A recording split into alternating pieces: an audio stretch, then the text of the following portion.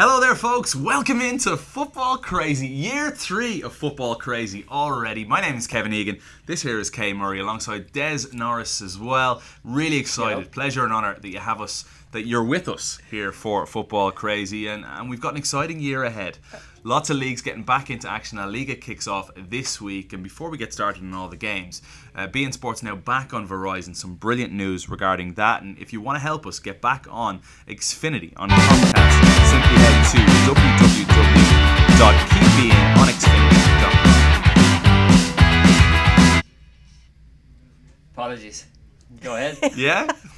Sorry, there was a quick interruption. And also remember, there's going to be a few teething problems, but we're doing our best to not just give you audio this year, but to be able to watch us here in our podcast little hub that we have here at beIN Sports. So bear with us. This is the dungeon at beIN Sports. Remember we talked about that over the years? This is the dungeon. What I was saying was, if you want to help us get back on Comcast Xfinity, head to keepbeINonxfinity.com or call 1-877-789-1392. That's 1-877-789-1392. So much action to get to. Pumped up, excited. Kaiser, what's on the show? Coming up on the show, the Spanish season is kinda underway and VAR is there. Neymar is back, as is French football, and VAR is there too. The Turkish Super League is back, and yes, you've guessed it, VAR is there. Yeah. And the Premier League is back. And VAR's there? It's not there. Oh, VAR's not there? Not yet. Okay, it should have been there, because there was a goal scored over the weekend. Maybe we'll get to that in just a moment. Maybe we will. Do we get music, Desi? We do. Here we go.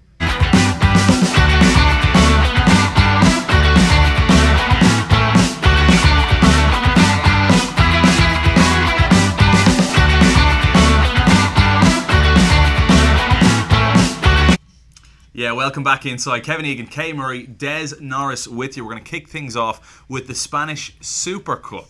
Barcelona, champions, beating Sevilla by 2-1. We saw a golazo from one Ousmane Dembele. Not a bad time for him to score ahead of the season. Not at all, and that is who I want to talk about first Really? of all. Okay. Ernesto Valverde said after the game, as the game went on, he got better. We have high expectations for him. And they're looking at this season, him to really break out, because basically Barca definitely don't want him to move on, which there'd been talk of.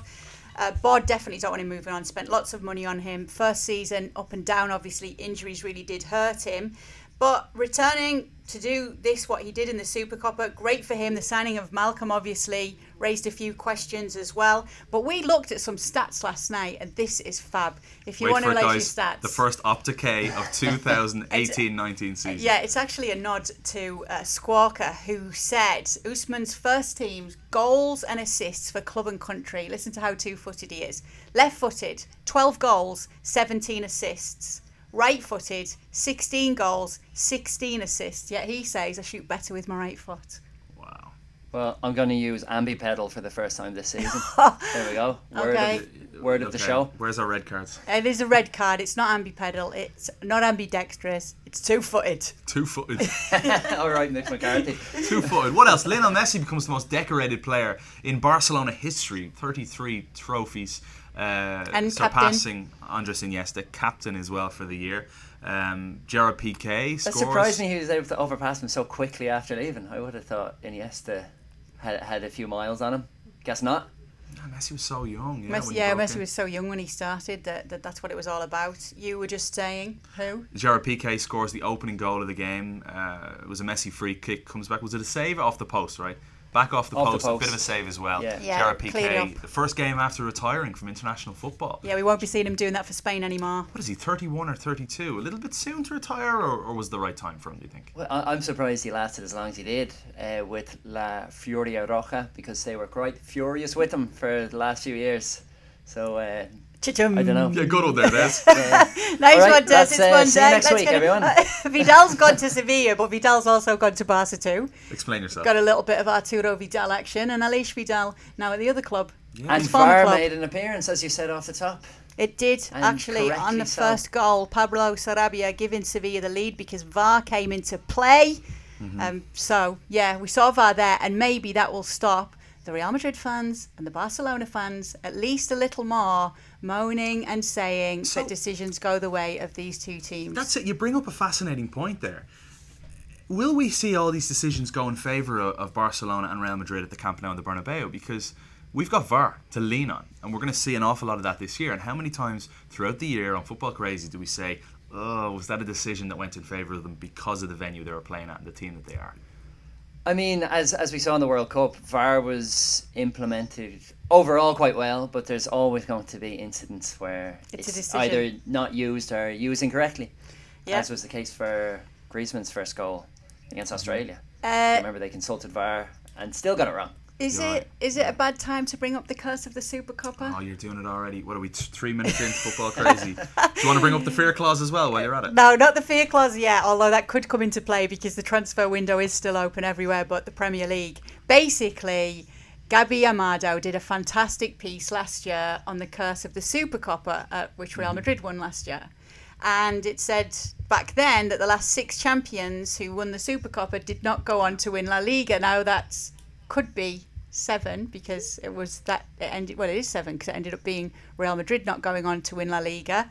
I'm just putting it out there. Although I will say, Barca fans, and you'll be happy to hear it, the last time a Supercopper winner did go on to claim the title was in the 10-11 season, and that was Barcelona. Okay. All right. Getting it out there now. All right. Curse of the Supercopper. One other point on that game, by the way, yesterday, it wasn't just Alice Vidal against his old team, Clement Lenglet, playing for Barcelona, starting at the back. Yeah, that's an easy one. I know, but you said it really nice. It just rolled off the tongue. Clement Lenglet. Starting for, he was one of those Monchi guys, a guy that they brought in for 7 million to Sevilla from France, sold him for 41.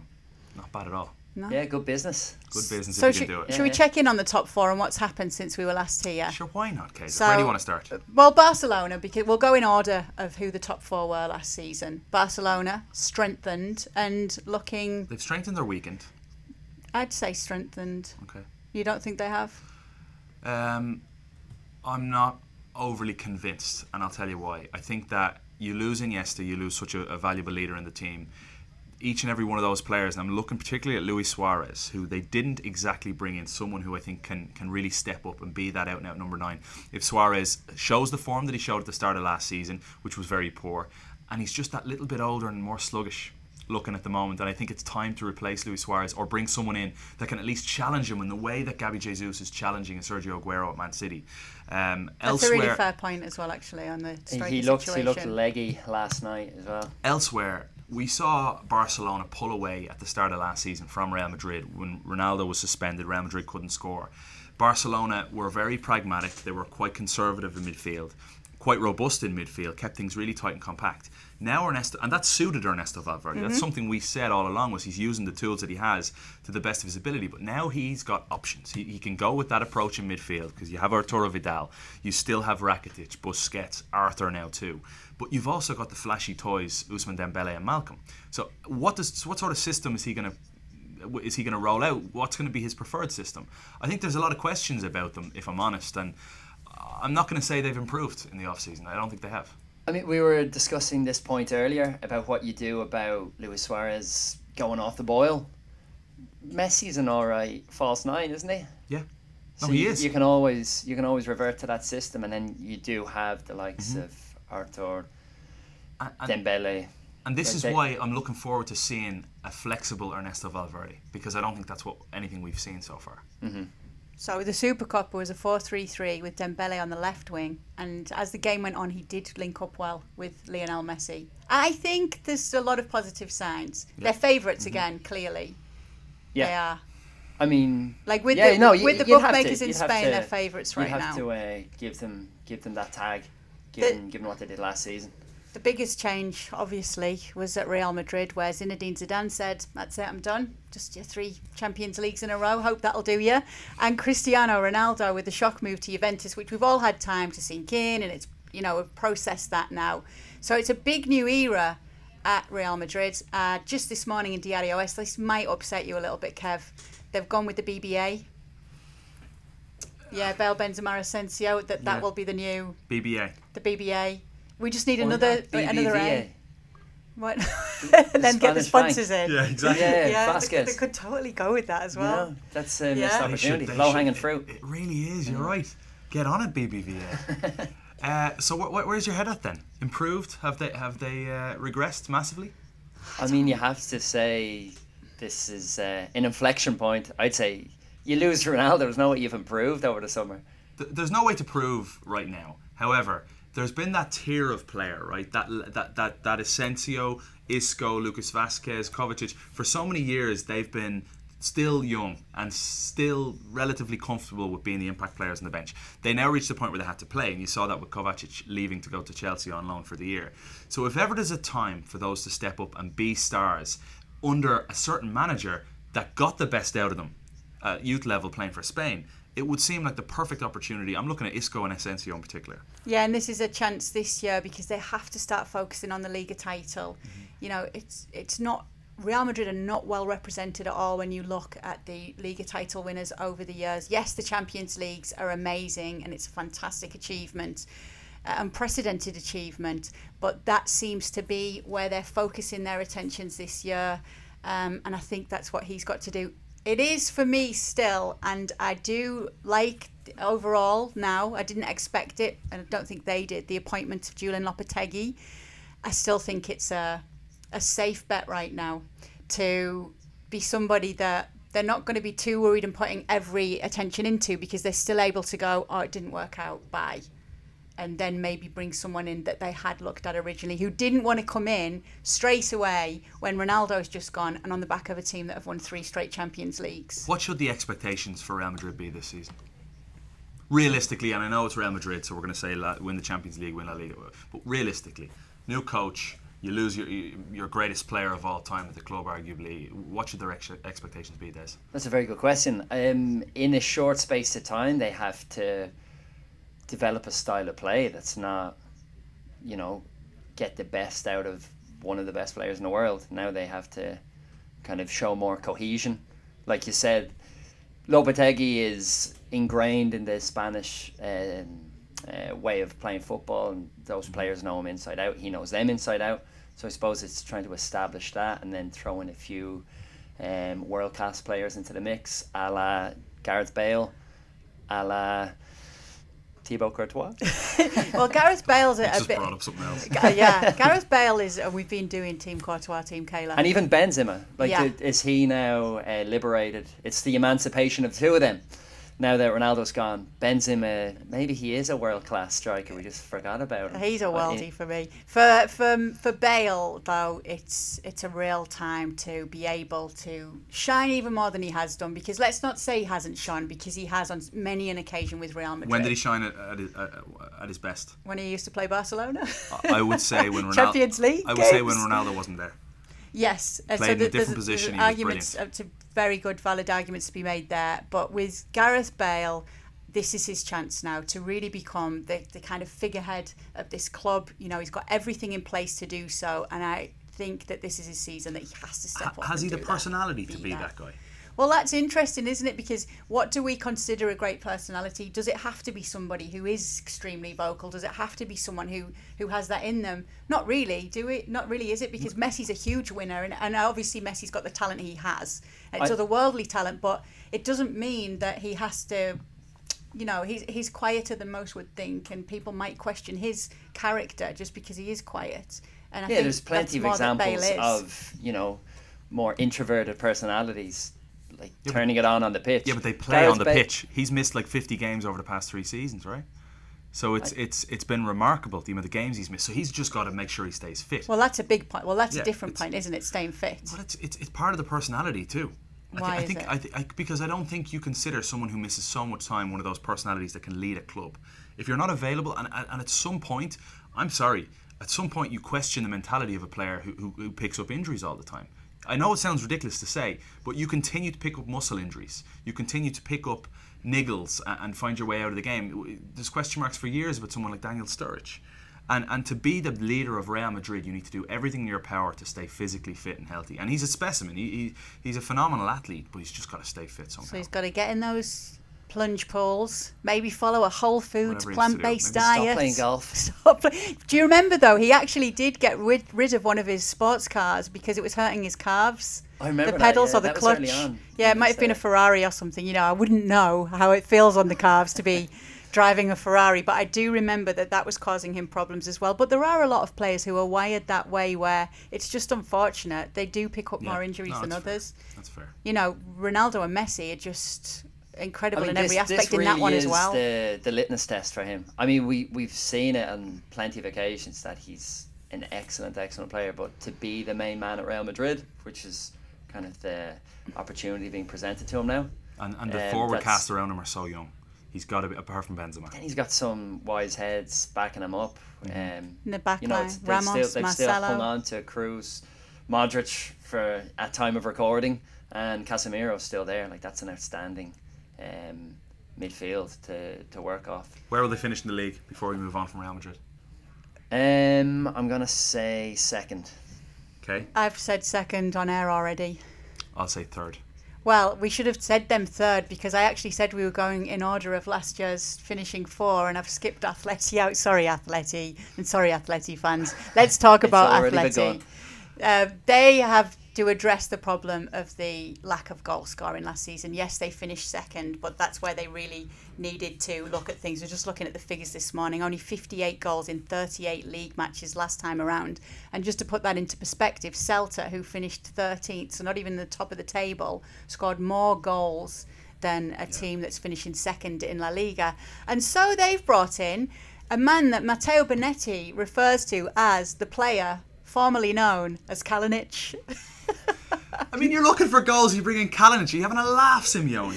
You don't bring in Oh, come on, it's not like he's the only player they've brought in this summer. No, they've had a fantastic brilliant transfer off-season. The one for me that'll stand out the most is Rodri. Rodri in midfield will slot right in place of Gabi, alongside Koke and Saul. You keep Diego Godin at the back, who had many offers, particularly from Manchester United. You keep Oblak, who's arguably the best goalkeeper on the planet, and no one wants to talk about him. You keep Griezmann after winning the World Cup. You've still got Diego Costa, who's available from the start, as is Vitolo. And then you bring in Thomas Lemar and Gelson Martins. Yeah. I think it's a phenomenal off-season. They're my team to win the league. They're my team to win the league because they drew those games last year that cost them, that Griezmann mentioned. You remember we mentioned something about getting relegated instead of actually winning the league after they drew with Levante and Girona at the start of the year. Or was it, if we keep going on like this, we're more likely to be in the relegation spots than in the top spots? And now they're not going to draw those games. They have enough creativity. I think Thomas Lemar brings the creativity. I know. Thomas Lemar. It's just one word. Thomas Lemar. It's just we've got some people in the office here who told us it's Thomas Lemar. So it's one word. But he's that creative force that they've lacked since they let Carrasco go.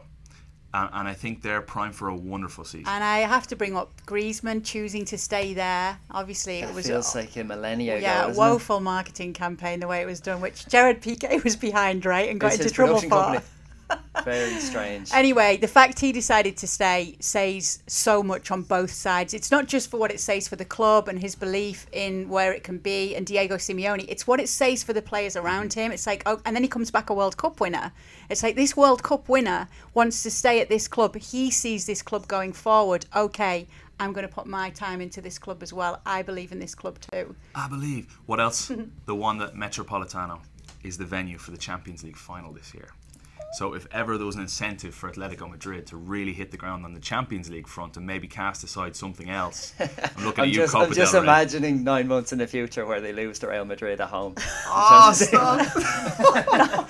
It's always written in the stars. Ronaldo's not there anymore. So just to upset you all already, we've done Supercup of curse, Atleti losing in the final to Real Madrid. I'm sure we've offended all the Real Madrid fans somewhere as well. Yeah. And you offended the Atleti fans already with the, so where will Atleti finish? A third. So you're going Barca 1, Real Madrid 2, Atleti 3. I'm going to go Atleti 1, Barca 2, Real Madrid 3. Yeah, I'm going to go Atleti third again. Even though they've signed well, I just feel the bedding in period and trying to... Like, Simeone has rigidly stuck with the 4-4-2 ever since he got to Spain. Ever since he took the job. And now he's kind of got to rethink that.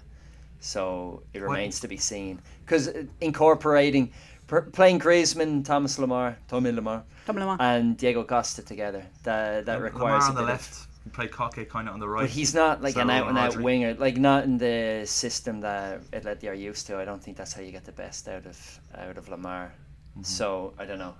I think there's going to have to be a bit of tinkering. How many red cards for Diego Costa this season? I'll go 16. I don't know. He got sent off in his first game back, didn't he? Yeah, but that was for jumping into the crowd and celebrating with the fans.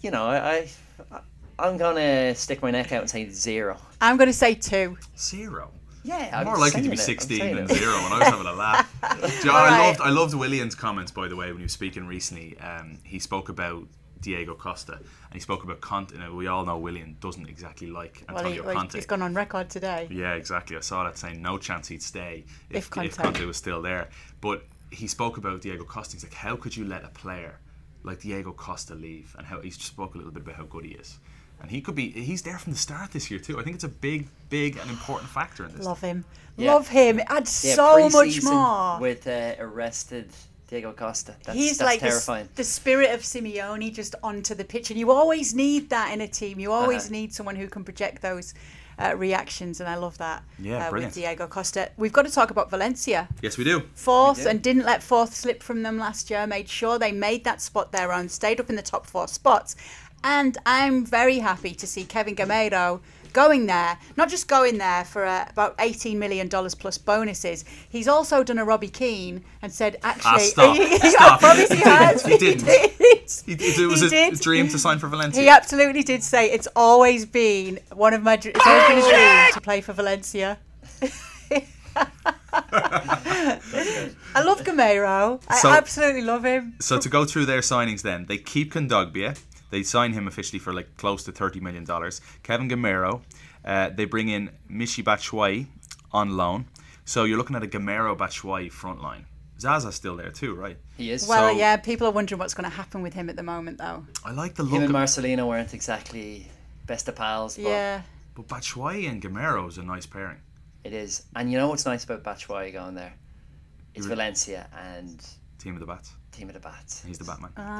It's so on brand. It's like it. Well, the talk now is of what's going to happen with Gonzalo Guedes, because there is Guedes.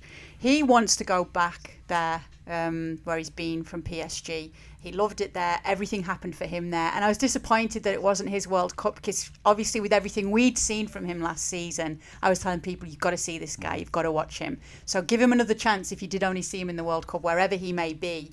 Jorge Mendes client, he's working to make that happen as well.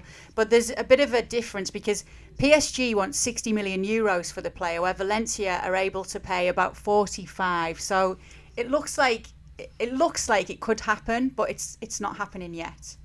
Yeah, 45 is really pushing a boat out for a club like Valencia. But yeah, if they're going to do it with anyone, he's probably worth it. Well, you could see his value soaring from 45. A couple of good years, you could be talking 60 the way the transfer window's going. Very true. Anything else on Valencia? Nada. Couple of things I want to mention on Best of the Rest is the 2 Sevilla sides who are going to be really interesting to watch this year. Good Sensations, which is totally Spanglish, but I liked it, at Betis right now, Buenas Sensaciones, because of everything that's happened. So yes, they lost Fabian, but they've picked up Canales, Inui and William Carvalho, and that is looking good. You've got our guy staying there. Why is his name gone out of my head? Betis manager. Machine? No, I'm thinking sorry. Kike Setien. Yeah. Let's not forget as well, if you didn't check it out, please go and check out some of the team building exercises Setien brought in last season, which gives you a big understanding of why things were working so well for Betis, because off the pitch they were playing all these inclusive games where everyone has to kind of not be afraid to make themselves look a bit silly, to gain trust with their friends, fun, brilliant games that we've seen off the pitch going on at Valencia. Betis, and the mandatory nights out, if you recall. Is he still there, Joaquin?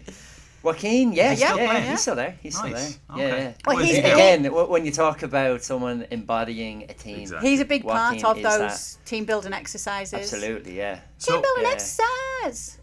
Flight of the Conchords reference there. Nice. I'm a hippopotamus. My lyrics are bottomless. Anyway, Sevilla, as you mentioned, Machine, as well, have got Andre Silva in the ranks now. They do the best eyebrows in football. Yeah. So the 2 Sevilla sides are going to be ones to watch. Obviously, you already got a chance to look at one of the Sevilla sides. Also, honourable mention to Santi Cazorla. Cazorla. Yes. The magic man. The league. The best presentation in football to date. Yeah. How did they do it? If you didn't see it, they brought in like illusionist. a chamber an empty chamber and an illusionist, and all this smoke filled up in the chamber, and then suddenly Santi Cazorla appeared. The only thing I can think of is that they paid about 3,000 people to sit in the stands, and they edited all the shots, and then everyone was like when it happened, because there's no way that could happen. No, I think it'll be one of those things where the outside of the chamber will have kind of reflected something, I think, so it looked like it was empty. No, the camera moves. This is behind the camera moves around, and you can see the stadium, you can see the stand perfectly. Well, there's only one answer, isn't there? What's It is that? because Santi Cazorla is magic. That's true. Good point. Yeah. Well made. Hey, who do you think might get relegated while we're on the topic of La Liga? I'm not picking relegation sides. Okay, I will. Go on. So you've got the new sides, Huesca. I'll tell you a little bit. Huesca, maiden season, city of 50,000. Beautiful. You've got Rayo back, but there's no Paco Gemes, so they're not that interesting. No, but you know Rayo in Vallecas. Great little stadium to be at. Always worth watching. Okay, and also up is Valladolid. Valladolid, where the most perfect Spanish is spoken in Spain. That's what they always say. Once could have been Spain's capital back in the day. It's got that whole feel about it when you go there. The coldest stadium in Spanish football, despite its geography. It shouldn't feel to you that that is the coldest stadium. It is because of where it is. The Jose Little Fox Stadium. It's absolutely freezing, and do they not sell fish and chips or something like? Away. Any hot pies? Like when you're cold at a stadium, the one thing you do is you get yourself a hot pie or fish and chips, or at least a cup of tea. That's no, It's Baltic. Yeah, it's sunflower seeds. That's it. That's it. Sunflower seeds. Yeah. That's rubbish. Well, that's Spanish football culture, Kev. Give me Bray Wanderers, Carlisle Grounds any day of the week. So out of those three teams, I'll be honest, I'm going to learn an awful lot more in the next few weeks when I see them play. But they all stayed up last year's. They did. It's true, newly arrival team. Yeah, it was Las Palmas, Depor, and Malaga. That means that one of our favourite teams have all stayed up with the best marketing in the league. Getafe. No, not Getafe, who only got a Twitter account about 2 seasons ago. Not them. Not Getafe, who wouldn't let me use the restroom once when I really desperately needed to go and had a press pass. Not Getafe. Okay. How many times I sat pitch side there and was not comfortable and was cold. You need not to calm Getafe. down. We have a lower third that will clue our viewers in. Don't mind Getafe though. It's Madrid's 4th team, I guess. Now Rayo's their 5th team because they were the latest to join. Leganés. Yeah. Leganés, who before every the cucumber game, growers. The cucumber growers, they're known. Before every game, they put out like posters, basically, almost to troll their opponents, but to kind of have a bit of a giggle with them. And some of them are brilliant. But the best thing we've seen of all this week is a new trophy that they designed called the Golden Cucumber. And it's for in Spain, they often have these little mini pre-season tournaments or one-off games where you invite a local, I think it was Rayo. It was Rayo, yeah. And you offer up a trophy. And some of Real Madrid's are and even in Deportivo La Coruña, there's these amazing wow trophies. But Leganés went for a Golden Cucumber. And honestly, it's absolutely quality. So yeah, Golden Cucumber trophies. So we're far into this live cast and we're still stuck on Spain. We're going to move through. We're going to do a quick recap of what happened in all the major leagues. I will say, if anyone's watching right now and wants to get some tweets into us, you can follow Kay Murray at KL Murray. I'm at Kev_Egan and at Partido Pooper for Des Norris, and we've got some great questions coming through at the moment, so we'll get to those a little bit later on. We want to start with the football that is back though, and we'll go straight across to France, shall we? It is the league formerly known as Liga, but right now it's called the League of Talents, and there are none so talented as PSG, who opened with a 3-0 win over Cannes, and it was great to see Neymar back in PSG colours. You just channeled your inner Cilla Black. Did I? With that intro. I love Cilla. Love Cilla. R.I.P. Yeah, love Cilla. All right, so PSG 3-0. No Mbappe, no Cavani, no issue whatsoever for PSG against Caen. Neymar scored, Buffon started, kept a clean sheet, but let's be honest, we're here in the United States of America, so Timothy Weah, go on Timmy boy, keep it up. Brilliant to see him playing in this game. Had a wonderful chance that was saved, and then he goes and gets himself a goal. Sheer persistence, closing down the goalkeeper. Remarkable start for an 18-year-old. Coming on as a sub for Neymar as well. Was it for Neymar? Yeah. What a moment. I know. Yeah. Dre Cordero he tweeted out after the game, there's reason to be excited about this Timothy Weah fella. Hope so. It's not like it took him a while to get his first goal. I think that's about 5 league appearances. But every time he comes on, he'll create chances. Even like last 10 minutes of the game, he'll be involved in one or two shots or assists. So hopefully he gets. I mean, it's going to be difficult for him. The Trophée des Champions was his first start for the first team. He's come off the bench a fair bit, like he did in this game as well. And when Mbappe and Cavani come back, I mean, chances would be absolutely limited. But obviously, Mbappe aside, because I had a joke and I almost stumped Stray Cordero at the weekend, one of our commentators, because he said, if you actually look at Thomas Tuchel's lineups, and it might be just because it's the pre-season, but there's some really promising signs that he's going to be giving youth a chance this season. I said, I hope Mbappe gets his chance then. And Dre almost paused. I was like, I'm just kidding, So obviously, him aside as a teenager, it's a different case. A World Cup winner and the talent that he's got, someone who's likely to go on to be one of the best players in the world. It's not so bad, though, for someone like Tim Weah at his age to be a fringe player at a club like PSG right now, especially when you get in those moments, especially when you're playing in all those competitions. Yes, he took advantage of some awful mistakes at the back. He wasn't the only one in this game against Cannes. But as just to add to your point, Dre Cordero, who I mentioned, he said he's been on the call for 5 official games for PSG, and he's been on the call for all of the times that he's seen Tim Weah feature. He said every time he steps on the pitch, he creates at least one really good, clear goal-scoring chance. So that's every time he's seeing him, that's what he's seeing from him. And that's really nice to hear. Yeah, I love the idea of players like Josh Sargent's going to feature in the Bundesliga a lot this year, you would think. Timothy Weah, Christian Pulisic, still only, 19 years of age. So hopefully the future is looking good for the US. Let me just say a few other things then. So Neymar, talking about players picking up where they left off, which I know we're going to be doing a little bit later on. Now, remember last season it ended for him with injury, but in the time that he had been, the stats were phenomenal from him. 19 goals and 13 assists in just 20 league matches. So that makes it 20 goals in 21 Liga games for him now, overall, that he's played. So Joseph Martinez scoring. Wonderful stuff from him. PSG's birthday, that game was on. Jeffrey Allen, regular viewer of beIN Sport, said, please don't forget to mention that. August 12th, 1970, PSG was founded, and 48 years later, here they are playing at the Parc des Princes with Neymar and players like that in their ranks. So looking forward to seeing more from Neymar this season. I think that Buffon was probably born back then, was he?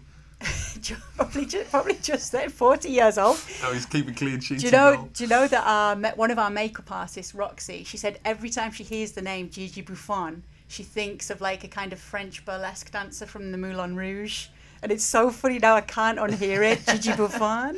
And she's like, Gigi Buffon's now back. I've got an image of him in fishnets. I probably would still be carrying off those. Well, a quick French rap for you, though.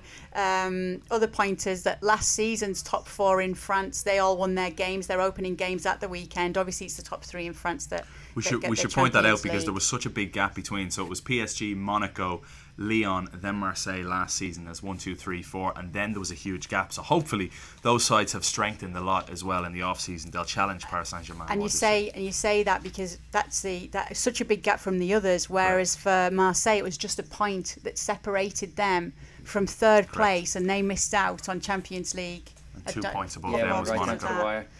So that's been good. But both Gus Poyet at Bordeaux and Patrick Vieira at Nice got off to losing starts at home. Obviously, Gus Poyet's been in a while now at Bordeaux and changed and steadied the ship last season.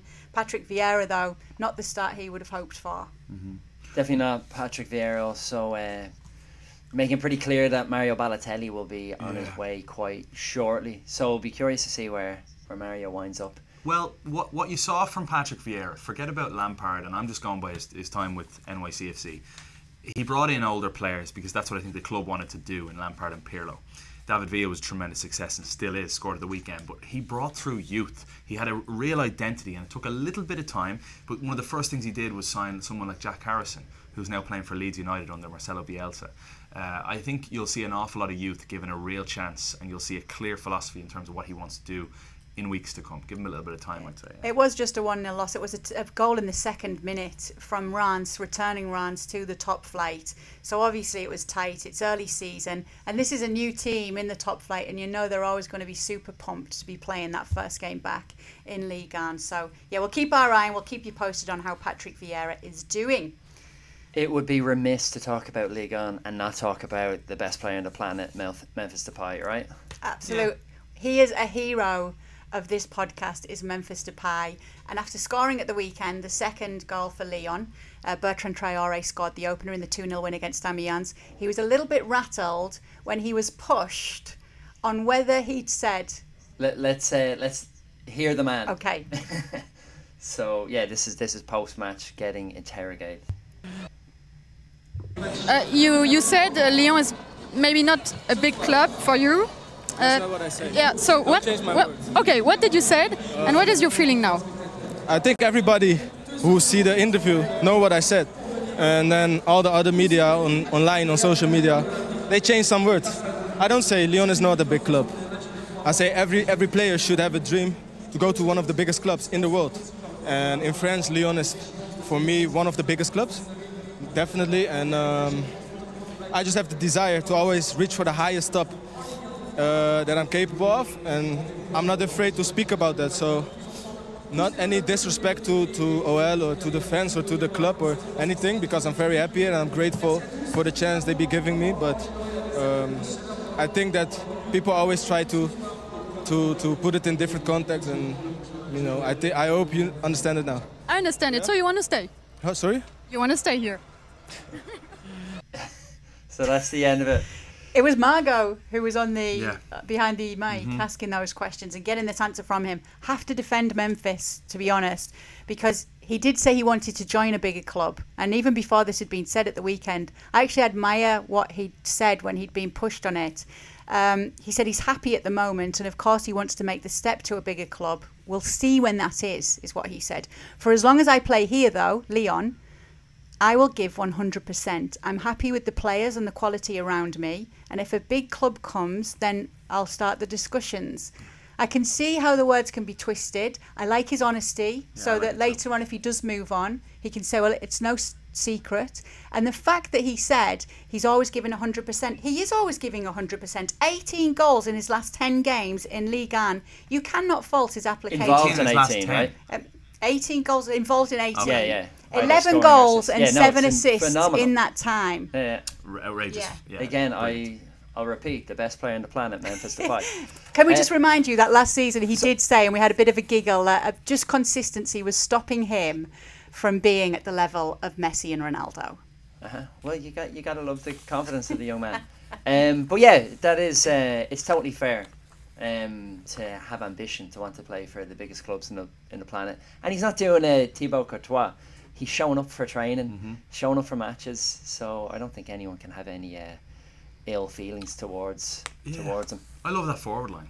You've got some classy players there. Mariano, from former Real Madrid striker, Usam Mawar in midfield as well. This is a team. Matteo Bonetti was on the Extra Friday, and he said for him in Europe, Lyon are right up there amongst the teams you have to watch. And the fact they escaped the Premier League deadline day with Fekir in tow means that's great news for them going forward. Or just in general, they weren't ransacked as I thought might happen at the end of last season. They were so good. He got an ovation before the game, a genuinely warm, touching moment between him and Jean-Michel Aulas, the OL president. You can see that mutual respect and how much that president loves his players and has the respect for them. It was a very, very touching moment to see between them. They'd given him like a little award for winning the World Cup, and there's just a warmth in the embrace and everything. Really nice. No, particularly Fekir, he's loved by the Lyon faithful. Class player. We mentioned the Premier League though.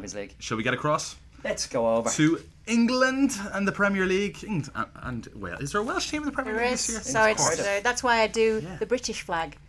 You're right. Instead of the emoji English queen, flag, Kay Murray. I think we should start with Manchester United. I don't think we should start with City, even though they had a big win. Well, Manchester United did start the Premier League campaign, as did Leicester, obviously, who they were playing. And so that's where we will start. There's lots to talk about here. Where do you want to start with it? I think we have to start with Pogba. I mean, he scored the opening goal of the Premier League season. He comes back off a World Cup. He was extraordinary, according to Jose Mourinho. Yet he was monster. Caught on microphone by a reporter afterwards.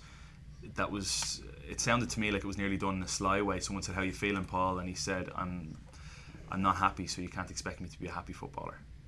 Something along those lines. I don't think it was done accidentally. I think Paul Pogba and Mino Raiola together are a shrewd duo, and they control their message very, very well. What does he want out of this? I think he wants recognition. He's always he's never far from scathing criticism about his performances, his attitude, his haircuts. Recognition like the captain's armband. Well, you got that, yeah. He did get that. He did. He walked straight into the team. He 4 days after returning to training, which Mourinho praised, by the way, and said, I like that. This is what I want to see. Somebody who wants to play and could have been let off from not playing. They asked him, did you give him the armband to convince him? And he said that he wasn't making a statement. Antonio Valencia wasn't there. But Paul Pogba is a good example of making himself available to the team. So that's definitely a reward there, whether he's saying it or not. And he said that he understands the culture of the club perfectly and that other players look up to him. So that's recognition still. And whatever's going on behind the scenes, it's fair that he came out and said that, because Mourinho often uses his pressers, as we've seen, and in an interview we got with him this summer, to have that little dig, to give that little nudge to a player. And another point towards Pogba not being happy, maybe it's selfless. It's not his own situation. Maybe it's just the team as a whole. Like, he's watched his manager lay into a lot of his teammates, and that's been happening consistently since he joined United. I just get the feeling that they're not. It's not a happy group right now, and Jose Mourinho's not content. Maybe who knows what's going on in his personal life, but. Well, his biggest upset is with the board right now, because the short-term fixes that he's identified and that he wants to bring in, the board, and whatever you think of this, have said no, because they see that some of those players, for them, are not better than the players that are already on the squad. They don't want to be splashing more cash on short-term fixes, where Mourinho's hoping that that can happen, because obviously a season's long, and a club like Manchester United has to deliver every single season. So there are going to be times when a club like Manchester United, Real Madrid, these big clubs want short-term fixes to ensure that they achieve their objectives. And look, if I'm Ed Woodward and Jose comes to me and says, I want Harry Maguire is my guy, and he's going to cost 50 million or something like that for Harry Maguire, and you've just spent a boatload of cash on Lindelof, you're like, no, make him a better player, be a coach. You've spent a load of money on him. You've spent money on Eric Bailly as well. You've got Rojo, who's not there too long, 3 seasons now or so. Make it work. And you've still got Jones and Smalling. For me, I was bemused by the Harry Maguire thing. I don't think he's they've got 5 centre-backs, like you said. Yeah, they offloaded Daley Blind. That's it. Make it happen. But I don't know. It just seems like it's all come to a head. I don't know. My personal feeling is Mourinho's not going to last till the end of the season. He spent $500 million in 3 seasons with Manchester United, in 3 summers, and he's moaning about money, and he's also going out of his way to make a comment saying, now it's time that you, the media, put pressure on Liverpool to win the Champions League. Out of nowhere. Why are you bringing up Jurgen Klopp? Well, not out of nowhere, because Jurgen Klopp did have a dig. No, Jurgen Klopp responded to Jose. No, before that he'd had a dig about way before. He's coming back at Jurgen Klopp talking about other clubs spending big money to achieve, and now Jurgen Klopp spent money, and so Mourinho's just being smug as you like, saying, look, now when you want to achieve at the highest level in the Premier League, you do have to splash the cash. So that goes way back, that one. And with Mourinho, he's not going to let it lie. He's got that little black book, and if you say something that's even a slight dig at him... Every Portuguese are the same. We've got lots of them here as well. Listen, there's so much in this game as well, including Pogba and Alexis Sanchez's tussle for the penalty. I missed that. Oh, it was brilliant. So it's funny because I watched it back with somebody else and they said they'd missed it. And I was like, you've got to see it. It's really funny because if you turn the sound down, it's even funnier to pretend, like mock up what they were saying. So Alexis Sanchez wanted to take the penalty and Paul Pogba wanted to take the penalty. And most of the jokes were Paul saying, were you at the World Cup? Did you win it? No. So yeah, I'm going to take the penalty, all right? Anyway, Mourinho wasn't upset with that. He said the thinking is Pogba is a very good penalty taker and he likes the responsibility of it. He is first choice. And of course, we have a second and a third choice in case the player's not confident or for some reason doesn't want to take it on that day. So Paul Pogba won the right to take that penalty as well because Alexis Sanchez wasn't going to argue for too long. I'll still never know how that's not settled beforehand. Just don't know. I think with some players, if they're on the pecking order, if they were part of winning that penalty, they often want to take it as well. That's what I was thinking about at the weekend, that myself. And some players, like I know with Atletico United, I call their games, and Joseph Martinez and Miguel Almiron will sometimes rotate. They have throughout the year. Now Joseph's about to break the MLS all-time regular season record, so he's probably going to take them all.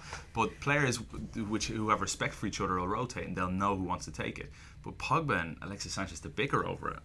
It's just funny. Wild. It's funny, yeah. More Manchester United news. Luke Shaw scoring after the summer texting with Mourinho. Did you hear this story? While he was on holiday, he was getting texts off Jose Mourinho, just checking in on how he was. And almost as if Jose Mourinho was a girl that he was trying to court, he said, as soon as Jose texted, I opened it and it would have shown as red. It was kind of along those lines. And I didn't want to look too keen or eager, so I thought, I'll reply to him later so he doesn't think that I'm desperately waiting for a text right here. And my favourite thing is that Luke Shaw says, of course, because there's obviously people direct criticism towards him because of his weight, which happens with a lot of players who are of a bigger build than others, shall we say. And he said, of course people can say I'm fat, but I know my own body. I always look big because I'm bigger built.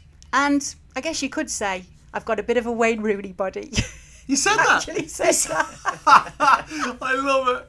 You know that Rooney's having a laugh at him about that. Of course. Yeah. Love that. Of course. So I love that from Luke Shaw. It was great to see him on the score sheet as well. Let's remember that Manchester United, despite all these problems we've just discussed, did begin with a win. And just to 2-1. finish off on Luke Shaw, Mourinho in his post-match comments still had a dig at him. Said, Luke Shaw was great. He only made one mistake. No, but you know what? I was reminded of something at the weekend because it was the Bernabeu Trophy between Real Madrid and Milan. And when I went to see who'd got the equalising goal, I saw the two names on the score sheet, Karim Benzema and Gonzalo Higuain. And it reminded me of when Mourinho had a dig at Karim Benzema, referring to him as a cat. He said he'd like to go hunting with a dog, but he'll have to make do with a cat. Famous phrase. I was in that press conference at the time.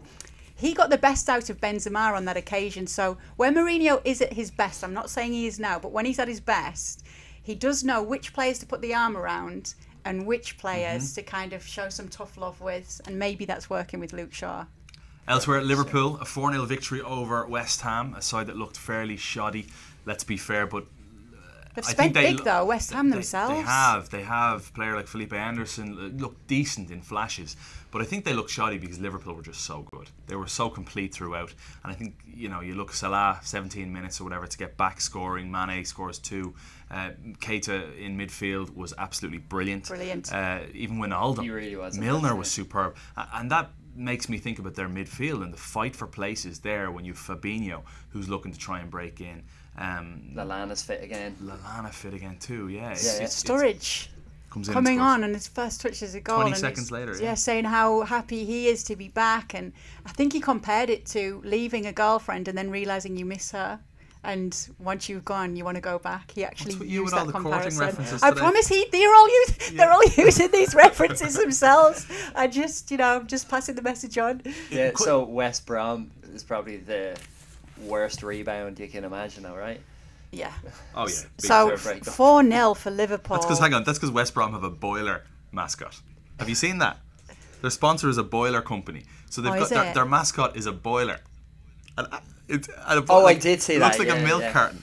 It's proper That's funny. not going to happen, is it? No, really positive signs for Liverpool. For many, the closest challenges this season, and for some, saying that they can go on and win it, but the closest challenges to Manchester City this season. Would you agree with that?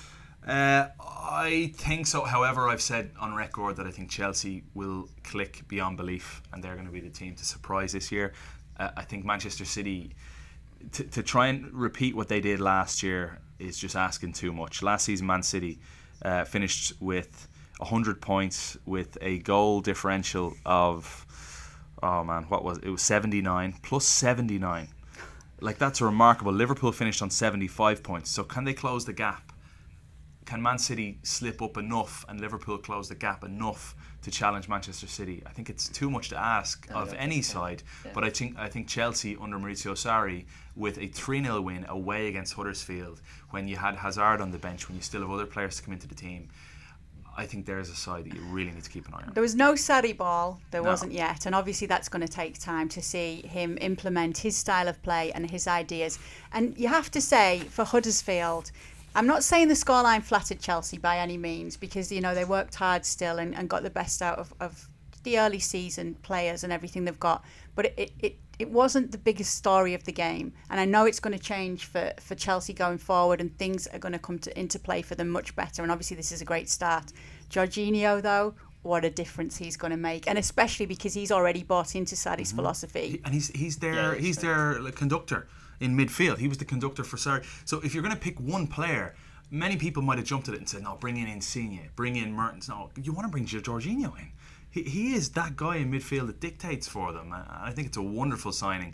And elsewhere for them, they just look like they've got the best midfielder in the world arguably right now in N'Golo Kante. Well, Kante even scoring the goal tells you something about the system that Sarri's using and what we're going to expect from him as well, even to be there to score that goal. Who took a slower penalty, Jorginho or Pogba?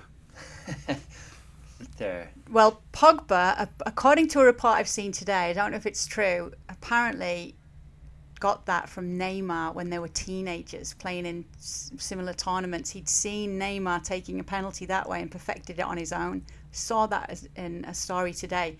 Jorginho is known for that little hop and stutter on his step up. Love it. So a big win then for Chelsea, 3-0 away against Huddersfield. All of the top 6 from last year won, aside from Arsenal, because they lost to Manchester City.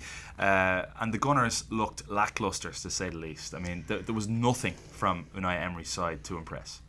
Well, listen. Yeah, a lot of people are piling in on Arsenal after this one. They played Man City. Kay never piles in on teams. I'm not going to pile in on Unai Emery. There's a few reasons first. Because first of all, Unai Emery against Pep, we've been there before. It's not a good matchup for Unai Emery. So how is that not something to pile in on? Why no, I'm not saying it can change later, but what are we really going to... Pep's had 2 years to get his team to be his team. Unai Emery, this is his first Premier League game with Arsenal. There was nothing. There was nothing. There wasn't even fight. Let me tell you what there was. Like, in those last moments, he didn't get a tune at all out of Mesut Ozil.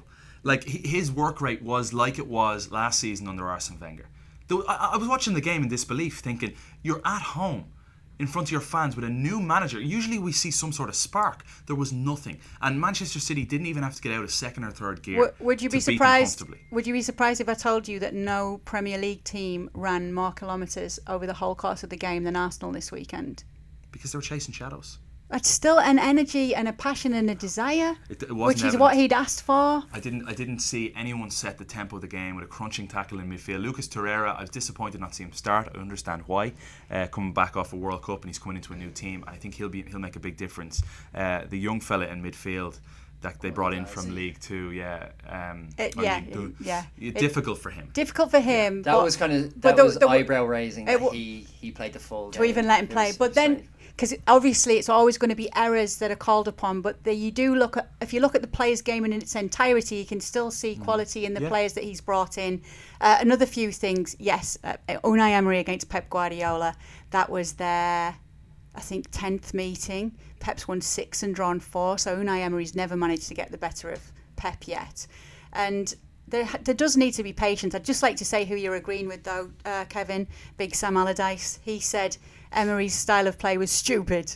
All right, well, let me defend Unai Emery a little bit. Oh, no, you're going in the other side. No, I am. I want to point out. You've made your bed now. I want to point this out before I have to run. Unai Emery is an incredibly detailed coach in everything he wants to do. Petr Cech was on NBC Sports with Arlo White after the game, and it was great they got him, and he gave a detailed response about the differences. And he said Arsene Wenger was an extremely relaxed coach in terms of the freedom we were allowed to express on the pitch. Unai Emery is one of these coaches that tells you exactly what to do in fine detail. That's not something you can make click on week 1. So maybe the players, in what looked like a lack of effort, were genuinely trying to figure out their exact role. And sometimes they were unsure of themselves. Cech being one of them. Cech nearly scored an own goal. But it was a confusing performance, and I don't think an inspiration. Already all over Twitter, I did the hashtag for the sake of it. Just have a look. Hashtag Emery out trending. Hashtag U-turn, Kevin Egan. Yeah. No, I didn't see anything. You can't have all the opinions. Hashtag Unai turn, Kevin Egan. Anyway, that's that. City look good though, yeah? Yeah, we can definitely. all agree. And that's no surprise either. Guys, can I be honest? I'm going to get destroyed here if I don't get down and do a promo. Okay, do you want to go and do the promo? And is that okay if I bounce? Explain. All right. I'm going to be in trouble. This is how it happens here, because at beIN Sports, and today I'm actually on air myself soon. We'll be in and out quite a lot as the season goes on. We're going to be bringing in producers and Go on then. Off you Kev. pop. See you guys. I'll talk to you next week. pleasure. Okay. If I can make it back up in the next few minutes, I will. Oh, There's the corner flag. yeah, there's a corner flag doing a Lee Sharp celebration Can there. never hear Tim Cahill. Oh, yeah. Look at that. That's why we're football crazy. We had 2 corner flag references on a goal celebration there. Right. So just you and me, Des, and I want to give you the turkey wrap. Give me the turkey wrap. I'm getting hungry as it is. All right, so what I will say is that the Turkish Super League got underway, and as usual, it had the goals, the big names, and exciting games like we always see with this league. It's exclusive here on beIN Sports in North America. If you haven't checked it out yet, make sure you do. It was brilliant to hear Ray Hudson on a call as well, bringing his Ray is, brand. As passionate as any Turkish Super League fan. Absolutely. But something I noticed up in the stands at the Fenerbahce game. So obviously I have to do a lot of my research before the season begins, and I'm fully invested in the Turkish Super League. And Fenerbahce, they're heading into a new era because their longest serving president, he's been replaced by a man at the top called Ali Koç, right? KOC. So this new man in charge has made it his duty to sort out the club's debt.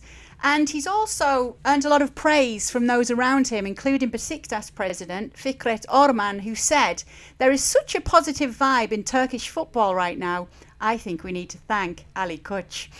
He's played a big part in this. Now, to put things into perspective, Fenerbahce and Besiktas's boards and higher-ups were generally always at each other's throats. That really surprises me. So he's come in and steadied the ship. Anyway, so I'm up in the stands, wasn't expecting what I saw. Handsome, suave, blue steel aplenty. So Ali Koç, new crush from Football Crazy's podcast, collectively, of course. Okay. Because I would never want to be sexist. Because it's a lot more than just Ali Koç's looks, okay? There's more to it. Okay. A very interesting background he's got. He's looking to change life at Fenerbahce. Very exciting for many is that Philip Cocu has come in as the coach, the Netherlands and Barcelona legend. PSV legend. Yep, so that's an interesting one in itself.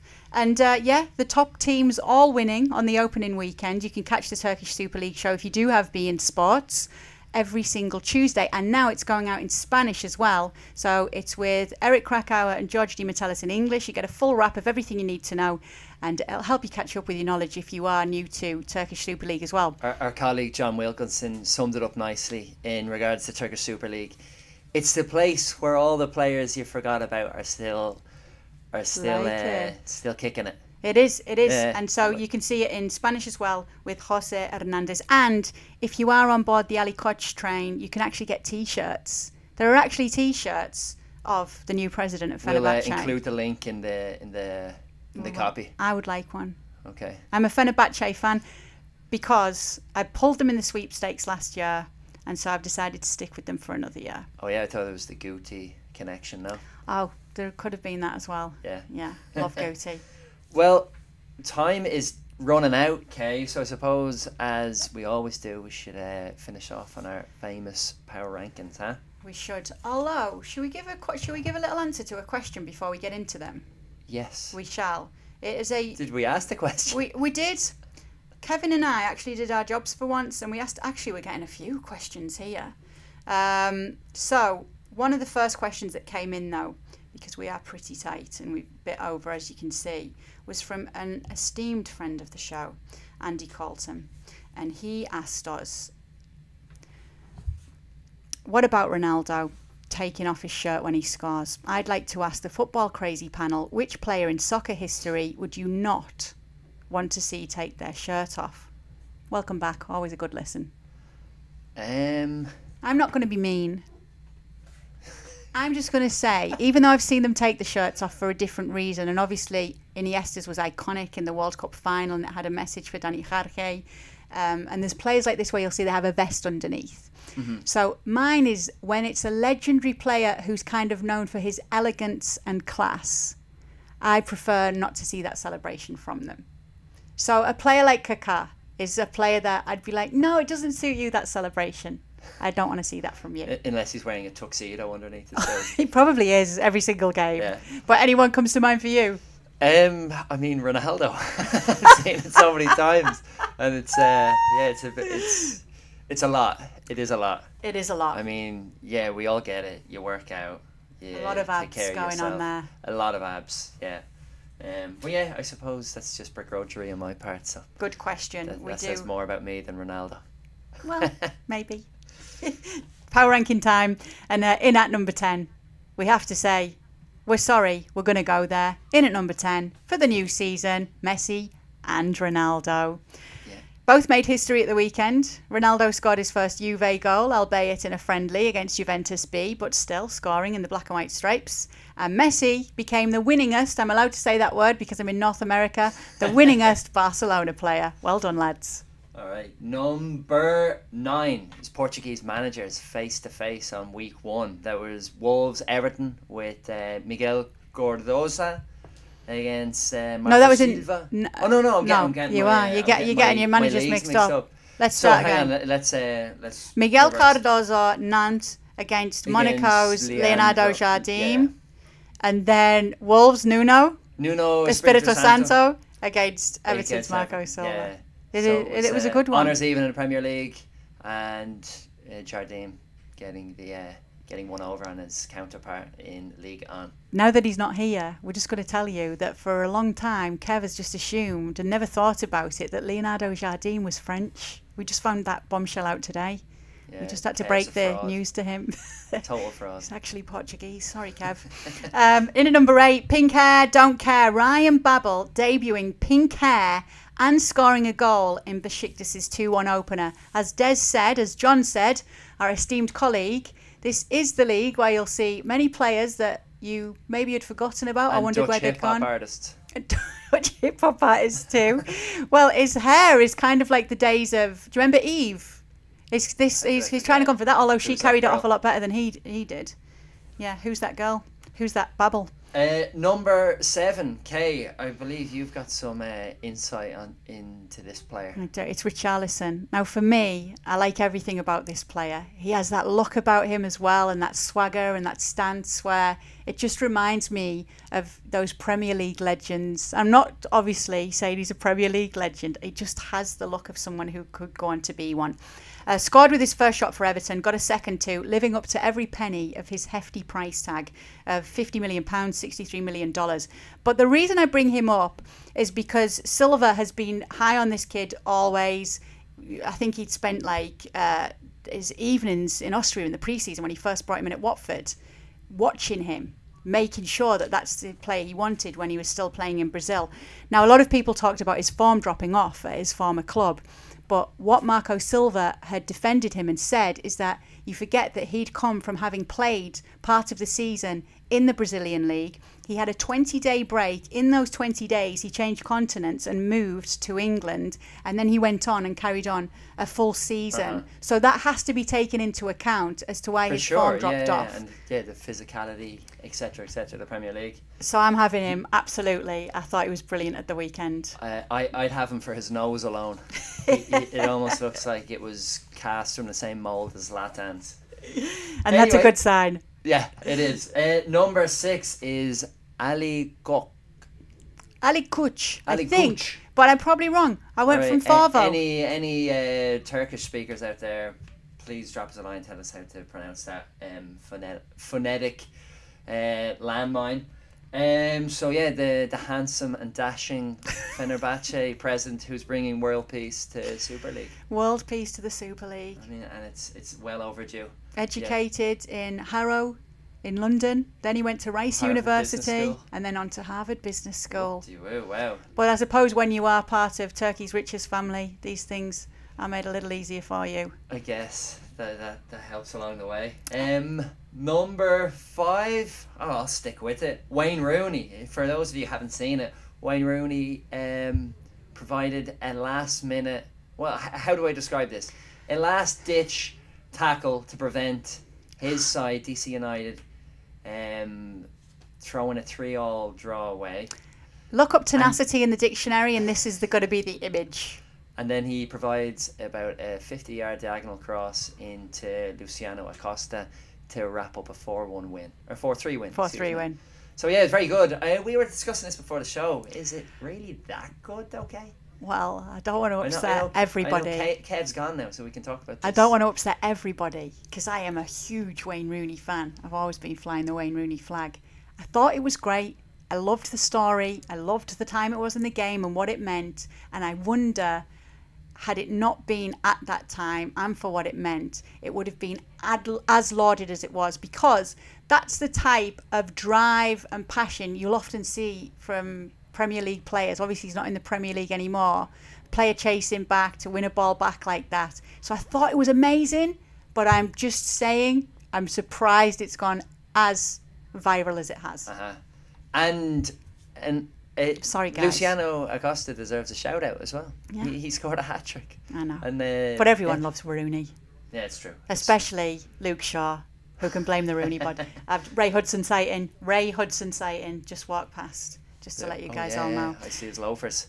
In at number 4. Speaking about people love. No, I'll let you do the honours of this one, Kay. Iniesta with his goal for Vissel Kobe in Japan. I think it's his first J-League goal as well. Maybe one of the best goals he's ever scored. Absolutely stunning stuff. Was it Lucas Podolski on the assist as well? Was it Podolski? Am I thinking of another league? So Lucas Podolski definitely gave an assist to somebody this weekend. Sorry, my J-League knowledge isn't great, but this goal was absolutely wonderful. Beats his man, then rounds the keeper and scores. Absolutely wonderful stuff. Yeah, it was like from a the Zidane-esque pirouette turn. Beautiful. Gorgeous stuff. Number 3, El Loco at Leeds. Marcelo Bielsa. Doing one over on Frankie Lampard, 4-1 to the Whites. And a great start at Leeds as well. First of all, he's going to be the gift that keeps on giving for as long as he is there, because we often see a great start with Bielsa and then it kind of peters out. But press conferences that we've seen from him, where his translator whispers what the question was and then how to say the answer in English, and then Bielsa was insisting on saying the answer back. On top of that, he has been trying to immerse himself in Yorkshire culture. So he has been to the Great Yorkshire Show, which he called a big fair. It's over 60,000 people that turn up there. And my favourite of all is that he was spotted with a DVD of the classic film Kez.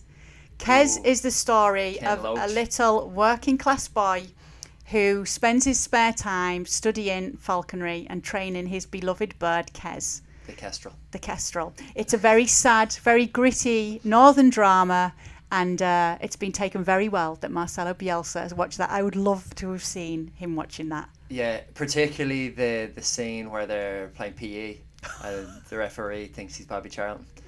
Yeah, I wonder what he thought of that one. Anyway, number 2, penalty hops. We've alluded to this already in the show. Jorginho, Paul Pogba. Who stopped time for the longest? We'll never know, because they're still taking those penalties, I think, somewhere in an alternate universe. Probably are. Yeah. But those Jorginho hops, get used to them, because you're going to see a lot more of them. And beware, do not give up a penalty to Chelsea, because you know what's going to happen. I had a question on Premier League penalty takers. Fabinho, is he now Liverpool's designated penalty taker? Oh, and if he isn't, does Mo Salah continue to be the go-to man? Have you been taking notice if you don't know about Fabinho's penalty-taking skills? And we don't mind if not. We don't mind if you haven't kept your eye on Liga and all those penalties he took for Monaco, because his record was phenomenal. 12 for 12? Pretty much, I think it was. Anyway. Numero uno. Players picking up where they left off, and that's what's been a joy to watch this weekend. Mo Salah, Ronnie Lopes, one of our favourite players on the pod, Emiliano Sala, Nantoni goal scorer pretty much last season, picking up where he left off. Neymar, once he's back in the PSG colours, fit and playing, he scores again. Sadio Mane. We could probably go on as well, but that seems to have been a theme of the weekend. Yeah, no, definitely. Football is back, and so is Football Crazy. So thank you, everybody, for joining us for our inaugural live cast. Like we said off the top, this is a work in progress, so excuse the few glitches we've had, but as always, tune in every Monday 1 p.m. Eastern. That's Eastern United States for those of you elsewhere in the planet. Well, if you're watching elsewhere in the planet, whatever time you tuned in today, it will be this time next week. Yeah. All right, thank you all.